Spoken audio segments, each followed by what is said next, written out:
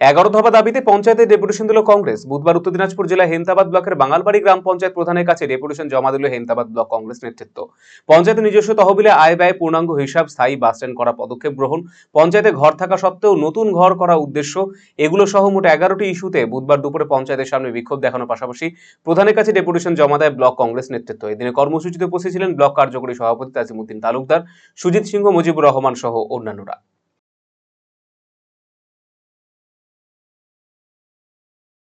আমাদের কর্মসূচি হচ্ছে বাঙালবাড়ি গ্রাম পঞ্চায়েত।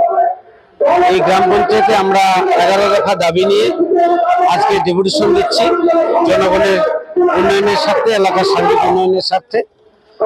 আমাদের মূল দাবি হচ্ছে পঞ্চায়েতের এটা নিজস্ব হাট। এই যেখানে আমরা দাঁড়িয়ে আছি, এই হাটের স্টলগুলো আছে যেমন তাই, এখানে কোনো রেগুলেশন নেই, কোনো হিসাব কিতাব নেই, কোনো নিলাম ডাক নেই।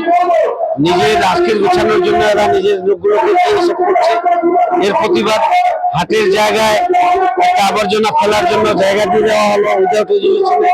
কিভাবে কি করা হচ্ছে, পঞ্চায়েতে একটা ভালো ঘর যেটা অঙ্গনওয়াড়ি জিনিসপত্র রাখা হতো, বিল্ডিং ঘর, পাকা ঘর যেটা 15 সালে তৈরি হচ্ছে, সেটাকে ভেঙে কি উদ্দেশ্যে আবার নতুন করে ঘর বানা হচ্ছে। এই যে একটা তুগলকি রাজ, তাদের বিরুদ্ধেই আজকের আমাদের মূলত ডেপুটেশন।